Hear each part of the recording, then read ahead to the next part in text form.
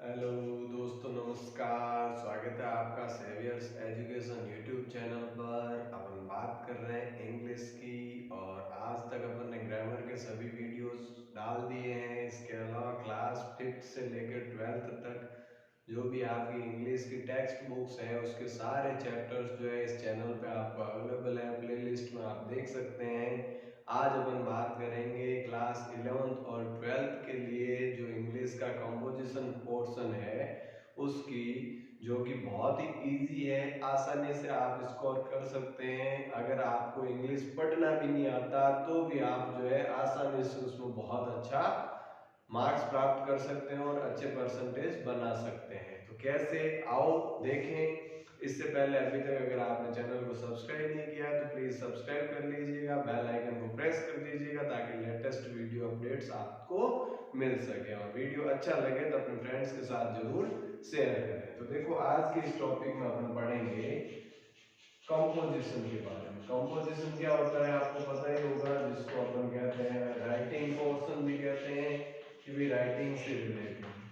तो class 11th और 12th के अंदर, वैसे 10th में भी है लेटर्स, लेकिन 10th में फॉर्मल और इनफॉर्मल लेटर्स के बारे में बात करेंगे। लेकिन आज अपन बात करेंगे यहाँ फॉर्मल लेटर्स की जो टाइप है क्लास 11th और 12th में सिलेबस का जो पार्ट है।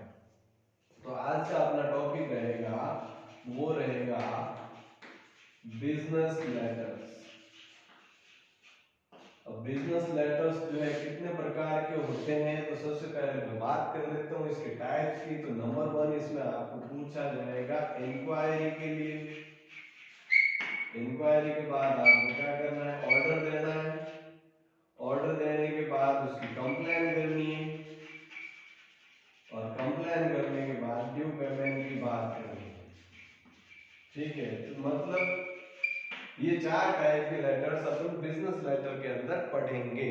ठीक है, इंक्वायरी का मतलब क्या होता है, कोई पूछताछ, किसी भी चीज के बारे में जानकारी लेना।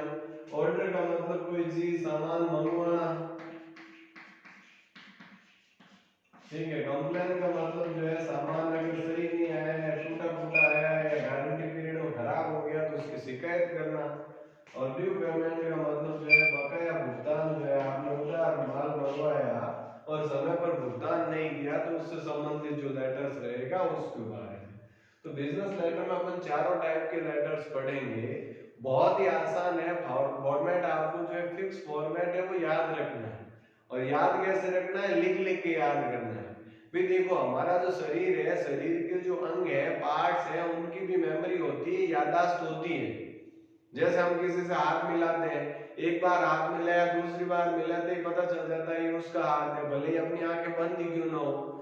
अगर अंधेरे में कहीं जूते खोल रहे हो, किसी दूसरे के जूते पहनते हैं तो हमारे पैरों में आते ही पता चल जाता है कि यार जूते मेरे नहीं है, किसी और के पहन लिए मैंने।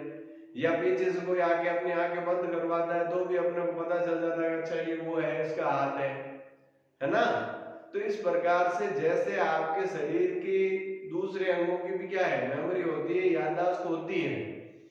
तो इस हाथ से जितनी ज्यादा प्रैक्टिस करोगे लिखने की, यह हाथ हैबिचुअल हो जाएगा और आप आसानी से उस चीज को लिख पाओगे। रटने की जरूरत नहीं, इंग्लिश रट कर नहीं सीखी जा सकती। कई बार आप देखा होगा, टीवी देख रहे होते हैं बच्चे और वो काम कर रहे हैं, होमवर्क कर रहे हैं, नजरें टीवी पे है, अपने आप हाथ चल रहे, क्यों, हाथ की प्रैक्टिस हो गई। तो आप भी बार बार इसको प्रैक्टिस करो लिख लिख कर, ताकि एग्जाम में रटने की जरूरत नहीं पड़े और अपने हाथ ऑटोमेटिकली चलेंगे। स्पेलिंग भी सही रहेगी, हैंडराइटिंग भी सुधरेगी और आपका जो टॉपिक है वो 100% आप सही लिख पाओगे। रटोगे तो मान लो जो रटा वो नहीं आया तो दूसरा आ भी गया और उसमें जो बीच में से एक लाइन भूल गए या एक शब्द भूल गए तो वही छोड़ के आओगे। तो इससे बढ़िया है अपने को रटना नहीं है बल्कि प्रैक्टिस करनी है और लिखने का अभ्यास बार बार करना है। तो सबसे पहले अपन बात करेंगे इंक्वायरी, लेटर फॉर इंक्वायरी, पूछताछ के बारे में। यानी कि किसी फर्म से, किसी कंपनी से, किसी दुकान से कोई चीज हमें खरीदनी है, उससे पहले हम क्या उसके बारे में जानकारी प्राप्त करना चाह रहे हैं, कितने की आएगी, क्या रेट ऑफ इंटरेस्ट रहेगा या डिस्काउंट रहेगा, ये सारी चीजें। और बिजनेस का मतलब ही क्या है, व्यापार। तो व्यापार के लिए एक फर्म वाला दूसरी फर्म को लिख सकता है, कोई कस्टमर किसी फर्म को लिख सकता है, तो सारी चीजें उसी तरीके से। तो आज अपन इसी के बारे में विस्तार से चर्चा करते हैं। तो ये तो चारों टाइप अपन करेंगे, प्रत्येक के दो दो लेटर्स करवाऊंगा मैं। इंक्वायरी के भी 2 लेटर्स अपन करेंगे, और 2 लेटर अगर आपने ढंग से कर लिए तो 100% गारंटी है कभी आपको रटना नहीं पड़ेगा। प्रत्येक के 2 करवा दिए, रटने की जरूरत ही नहीं है। भले ही आपको इंग्लिश पढ़नी नहीं आती हो, कुछ भी नहीं आता है, फिर भी आप 100% इसको करके आओगे, ये मेरी गारंटी है। तो चलो अपन शुरू करते हैं। और सबसे पहले बात करेंगे अपन इंक्वायरी के बारे में, यानी कि पूछताछ के बारे में। कि अगर क्वेश्चन में आ गया कि भी देखो you are the manager of Messrs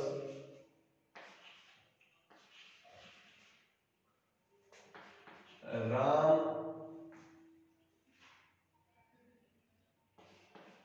garments,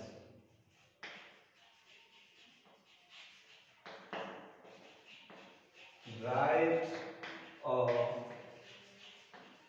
letter to Messrs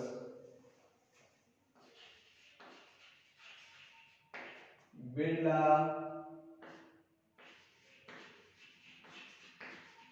Brothers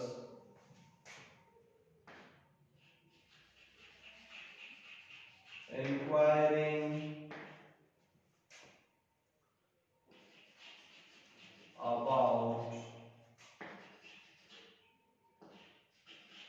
winter collection। ठीक है, अब ये आपका क्वेश्चन है, भाई आप क्या है, मैनेजर है। क्या है, मैनेजर किसके, राम गारमेंट्स। तो ये राम गारमेंट्स जो दुकान है इसके मैनेजर है आप। आपको एक लेटर लिखना है। लेटर किसको लिखना है, तो बिरला ब्रदर्स को लिखना है, और इसके बारे में इंक्वायरी करनी है। किसकी, विंटर कलेक्शन। सर्दियों की सीजन आ गई है, तो सर्दियों में जो विंटर कलेक्शन है, वुलन आइटम्स है, उनके बारे में पूछताछ करनी है। कौन सी साइज अवेलेबल है, क्या रेट रहेगी, कितना डिस्काउंट दोगे। तो ये सारी चीजें अपन इसमें बात करेंगे।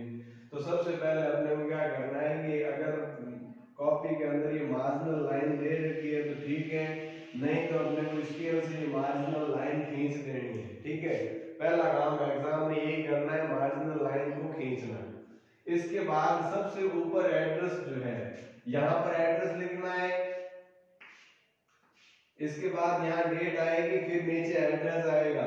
अब पहला एड्रेस किसका आएगा, लेटर में 2 तरह के एड्रेस अपने को लिखने होते हैं। फर्स्ट एड्रेस किसका आएगा, सेंडर। सेंडर्स का मतलब भेजने वाला यानी लिखने वाला। तो आप लिख रहे हो तो यहाँ आपका एड्रेस आएगा। क्या आएगा, मैसर्स राम गारमेंट्स। तो सबसे पहले लिखने वाले आप हो, तो क्या आएगा, मैसर्स राम गारमेंट्स। अब देखो एड्रेस आपको 3 लाइनों में लिखना है। दुकान का नाम तो दे दिया, बाकी एड्रेस तो दिया ही नहीं। कोई बात नहीं, आप अपनी तरफ से जोड़ दो कि भाई रिंग रोड जोधपुर। ठीक है, तो एरिया का नाम हो गया, और ये जो है वो शहर का नाम हो गया। इसके बाद एक लाइन आपको यहाँ खाली छोड़नी है, फिर डेट लिखनी है। आज क्या डेट है, कभी 19 नवंबर है, 19 नवंबर 2020। इसी फॉर्मेट में लिखनी है आपको, यही फॉर्मेट रखना है। एक दूसरा फॉर्मेट भी आता है, जैसे अपन पहले लिख दिया नवंबर, फिर 19, फिर कॉमा लगे और 2020, ये भी लिख सकते हो। और साधारण सा तरीका ये है 9/11/2020, ये भी है। लेकिन इनमें अपने को लिखने का जो सबसे बेस्ट तरीका वो ये है, तो यही लिखना है अपने को। ठीक है, इसके बाद बात करेंगे, यहाँ एक लाइन और छोड़नी है, और फिर बात करेंगे किसकी, क्योंकि लिखना किसको है, तो किसको लिखना है, मैसर्स बिरला ब्रदर्स। तो यहाँ क्या लिखेंगे, मैसर्स बिरला ब्रदर्स। अब ये कहाँ है नहीं पता, अपने हिसाब से देख लो। कोई भी बड़ा शहर है तो वहाँ स्टेशन तो होगा ही, तो स्टेशन रोड जयपुर। ठीक है, यहाँ तक समझ में आया। सबसे ऊपर अपना एड्रेस लिखना है, इसके बाद डेट लिखनी है, फिर जिसको भेजना है उसका एड्रेस लिखना है। आई बात समझ में? लिखने का तरीका देखो, जहाँ पहला अक्षर लिख लिया पूरा का पूरा सीध में मार्जिनल लाइन खींचने का मतलब यही था कि स्ट्रेट पैटर्न में लिखना है, जिगजैग फॉर्म में नहीं लिखना है। Is it clear? समझ में आई बात? कि भी पहले जहां से जो है ये तीनों लाइनें एक सीध में, डेट भी एक सीध में, ये भी एक सीध में, बिल्कुल भी छोड़ना नहीं है मार्जिन कहीं भी। फिर यहाँ जो है अपन लिखेंगे सब्जेक्ट के बारे में। तो सब्जेक्ट क्या है अपनी? एन इंक्वायरी अबाउट, अब किसके बारे में करनी है इंक्वायरी? Winter collection. तो देख दो winter collection, an inquiry about winter collection. समझ में आ गया? ये जैसा कि यहाँ दे रखा था पेपर में वैसे ही किया अपन ने। फिर यहाँ लिखना है सर, और सर के बाद कॉमा नहीं लगाना है। ठीक है, नहीं लगाना है। फिर अपन पहला पैरा पूरा करेंगे। 3 पैरा में लेटर को पूरा करना होता है। फर्स्ट पैरा जो है अपना इंट्रोडक्शन रहेगा, सेकंड में पर्पस रहेगा, थर्ड में जो है फिर वो ऑफिशियल उसका रहेगा सम अप करने के लिए। तो देखो सबसे पहले अपन क्या बात करेंगे कि we are leading name in the field of readymade garments in our area. इस लाइन का मतलब बहुत आसान है। वी आर यानी हम हैं, लीडिंग यानी प्रतिष्ठित, नयम नाम, इन द फील्ड ऑफ क्षेत्र में, रेडीमेड गारमेंट, रेडीमेड गारमेंट के इन आर एरिया हमारे क्षेत्र में। भाई हम हमारे क्षेत्र में रेडीमेड गारमेंट में प्रतिष्ठित नाम है हमारा, हम नामचीन संस्थान है, नामचीन दुकान है हमारी। अपने एरिया में तो सभी नामचीन ही होती है। आप लिख देना आपने क्या जाता है राजी है।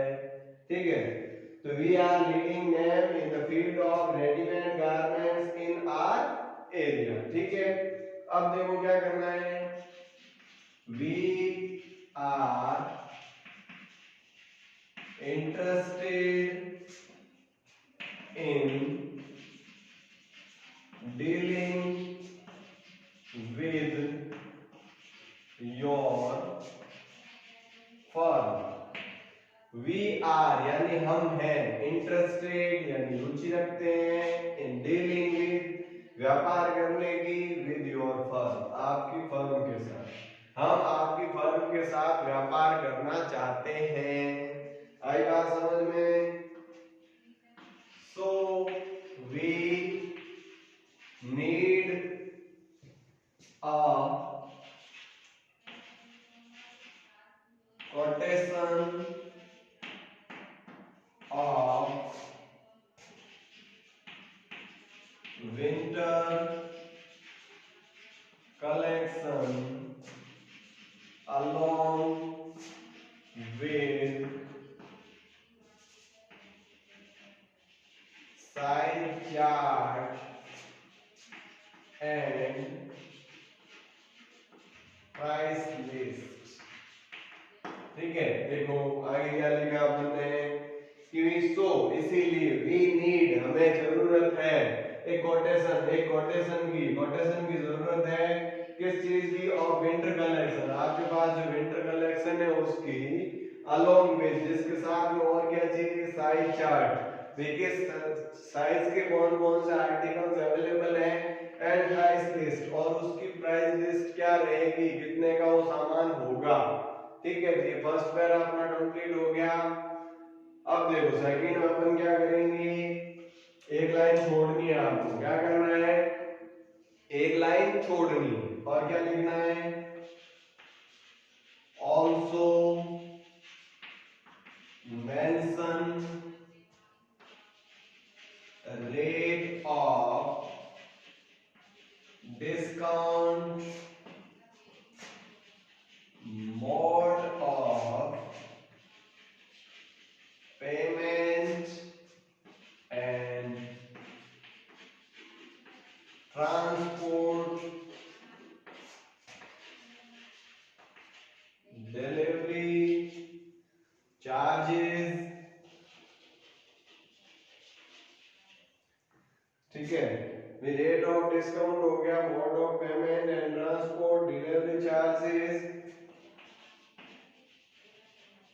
provisions for unsold articles and your terms and conditions, ठीक है। फिर देखिए सेकंड पैराग्राफ में अपन ने क्या लिखा है, ऑल्सो मेंशन, मेंशन का मतलब होता है वर्णन करना, लिखना, यानी लिखें। Rate of discount, rate of discount यानी क्या छूट दोगे।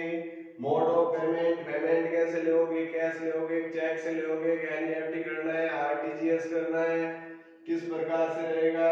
ट्रांसपोर्ट यानी कि सामान को पहुंचाया कैसे जाएगा। डिलीवरी चार्जेस, पहुंचाने का चार्ज क्या लोगे। प्रोविजंस फॉर अनसोल्ड आर्टिकल्स, और जो सामान बच गया, भाई हमने मान लो आपसे 100 पीस खरीद लिए और 80 बिके, 20 बच गए, तो उनका क्या करना है, वापस रिटर्न लोगे या नहीं लोगे। इसके अलावा देखो योर टर्म्स एंड कंडीशंस, आपकी जो भी शर्तें हैं वो भी इसमें साथ डाल दो। तो यहाँ देखो 2 पैराग्राफ अपन ने पूरे कर दिए। यहाँ भी आपको एक लाइन छोड़नी है। अब नीचे जगह बची है नहीं तो अपन यहाँ इसको यूटिलाइज कर लेते हैं। ये मार्जिनल लाइन है आपकी, ये वाली जो लाइन है ना, ये आपकी लाइन है, आपको नीचे ही लिखना है, ठीक है। अब तीसरा पैराग्राफ में क्या लिखेंगे, लुकिंग